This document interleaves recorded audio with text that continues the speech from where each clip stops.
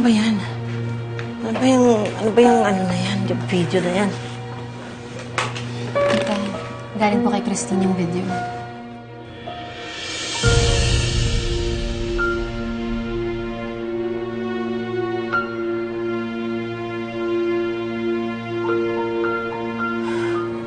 Na-post ba tong video na to online? Na-leak out ba tong video na to sa mga news desks? Meron bang mga media na nakapanood nito? Who else has seen this video? Hindi ko po alam, tita, kasi kakatanggap ko lang po ng video na yan eh.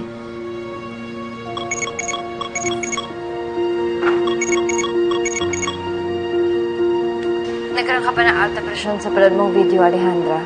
Tumawag ka lang ba para ipagmalaki mo ang alas na hawak mo? Relax ka lang, Alejandra. Hindi naman namin ilalabas sa press.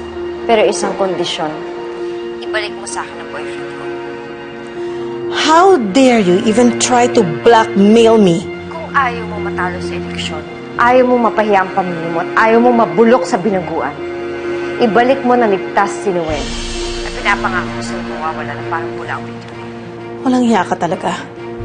Hindi mo maaring gawin to sa akin. Hindi mo ko kayang takutin. Hindi kita tinatakot, Alejandra. Tinatawagan kita dahil gusto kong isettle ang lahat. Ibalik mo sa amin si Noel. At tigilan na natin ang gantihan para manahimik na tayo lahat.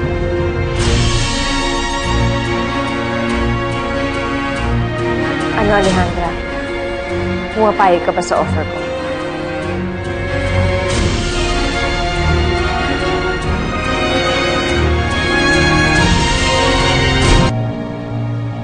Ikaw wag na wag mong ipagsasabi ang nakita mo sa video.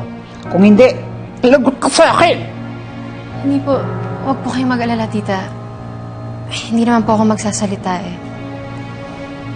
But tita, I can't be a part of this anymore. Please consider this my 2 weeks notice.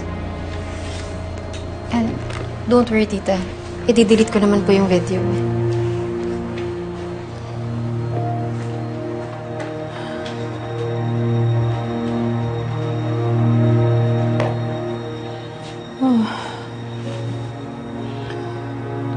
Mabuti na lamang at nauto mo si Christine na nasa atin pa si Noel.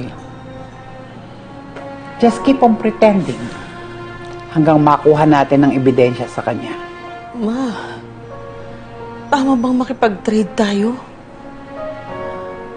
Paano kung nagdala siya ng mga pulis doon? Kaya nga anak, magdadagdag ako ng mga tauhan para sa protection mo.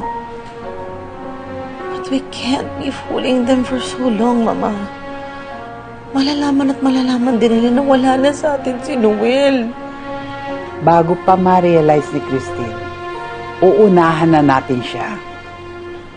Dapat nang iligpit ang gagang yung pati mga kasama niya.